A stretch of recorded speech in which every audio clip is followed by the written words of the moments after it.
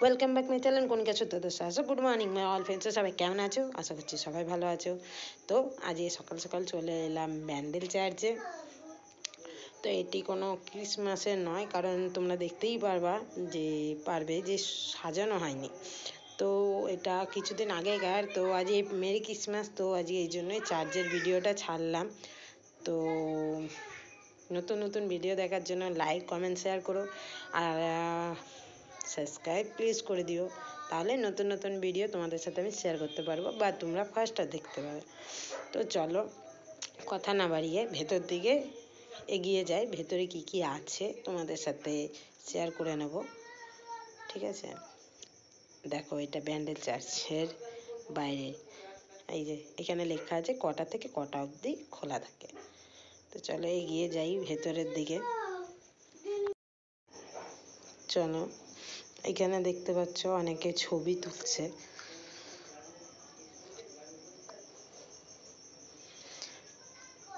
চলো আর একটু এগিয়ে যাই।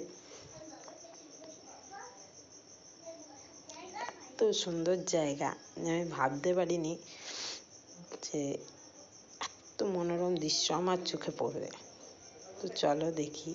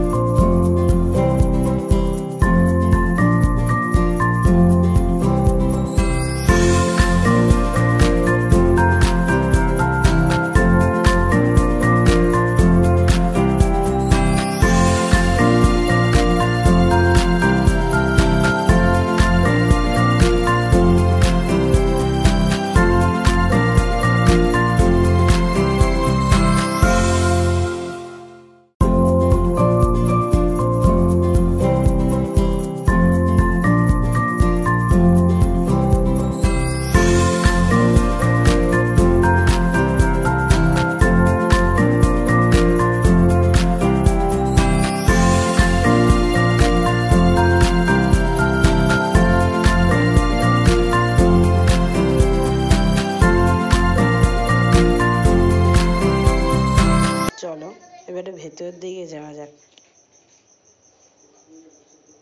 তো দেখো, এখানে লেখা আছে সবাই নীরবতা বজায় রেখে কথা বলবেন, অযথা কথা বলবেন না।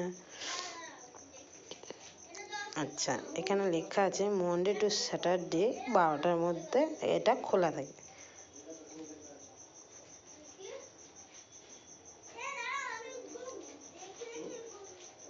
ব্যান্ডেল চার্চের গির্জার ইতিহাস। তো চলো কথা না বাড়িয়ে আরেকটু এগিয়ে যাই।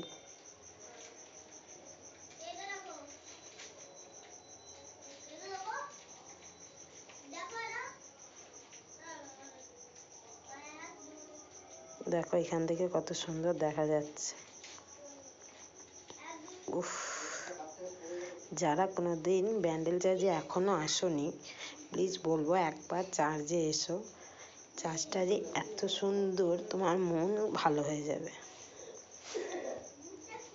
আমার তো মন দেখে খুব ভালো লেগেছে।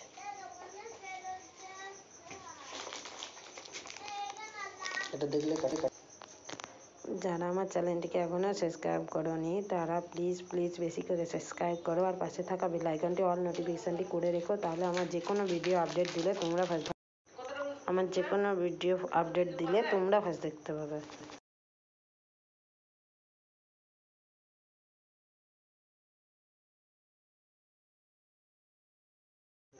চলো তাহলে আরেকটু এগিয়ে যাই।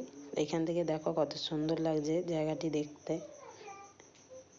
ঠিক আছে, এটা হচ্ছে মাঝামাঝি, মানে আমরা ভেতরে গেছি। দেখো এখানে এটা হচ্ছে প্রবেশের জায়গা, তো এখানে লেখাই আছে উপাসনা গৃহে ফটো তোলা নিষেধ, তাই এখানে ফটো তুলতে পারবো না, তাই ভেতরে এমনি প্রবেশ করবো। ঠিক আছে, মানে ফটো তোলা যাবে না বলে আমরা বাইরের থেকে যেটুকুনি দেখানোর দেখাবো, তারপরে আর ফোন নিয়ে ভেতরে যাব, কিন্তু ফটো তুলতে পারবো না। যীশু খ্রিস্ট কীভাবে মৃত্যু হয়েছিল সব লেখা আছে, আর এখানে লেখা আছে নীরবতা পালন করো। তো সিঁড়ি দিয়ে উঠে যাচ্ছি, এখানে ওই সবাই উপরে উঠে এখানে প্রদীপ আর ওই সেই প্রদীপ বলছে সরি মোমবাতি, আর এখানটা দেখো কত সুন্দর লাগছে ধূপকাঠি ধরা এখানে এসে। চলো সিঁড়ি দিয়ে উঠে যাই। দেখো এখানে উপর থেকে কত সুন্দর লাগছে জায়গাটি দেখতে। এই যে এখানে আছে সেই ঘড়ি আর ঘন্টা যীশু খ্রিস্টের।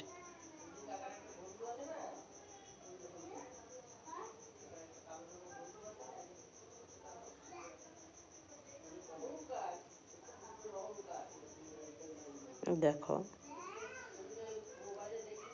এখানে যীশু খ্রিস্টেরই রয়েছে। আমরা উপাসনা কেন্দ্রের ভেতরে গেছিলাম, তো তোমাদের সাথে দেখানো হয়। এই যে একটু আগে বলছিলাম এখানে মোমবাতি আর ধূপকাঠি এখানে যারা প্রে করে তারা এখানে দেয়, কারণ এটা বাইরে দিয়েছে, কারণ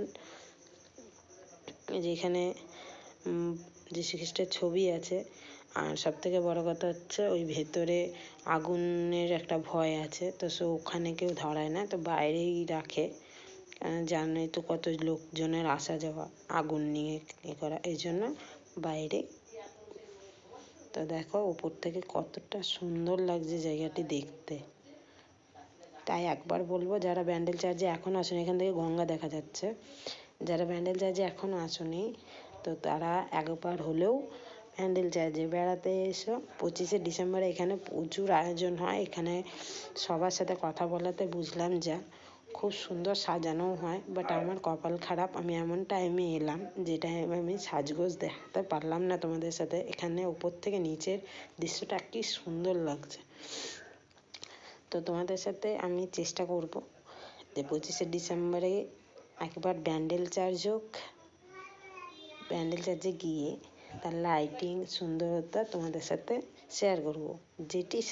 এটিতেও সুন্দর লাগছে, বাট সাজালে আরও বেশি সুন্দর লাগে এই জায়গাটি, যেটা আমি সবার কাছে শুনলাম এখানে যারা রয়েছে তাদের কাছ থেকে। তো দেখো কি সুন্দর লাগছে, আর নীরবতা পালন, মানে এত সুন্দর নীরব, মানে এখানে এলেই মন যেন অন্য এক জায়গায় অন্য এক জগতে পৌঁছে গেছি, এত সুন্দর লাগছে জায়গাটিতে এসে। এখানে প্রে করছে সবাই, যেই বেঞ্চে বসেই সবাই প্রে করে। ভেতরে গিয়ে দেখাতে পারলাম না, দূর থেকে তোমাদেরকে দেখাচ্ছি, ওই দেখো। ঠিক আছে, দেখো বাইরের দৃশ্যটি। তো এই করতে করতে বিকেলের দিকে চলে এসেছে, এবারে বাড়ি যেতে হবে। তো এখনকার মতন টাটা।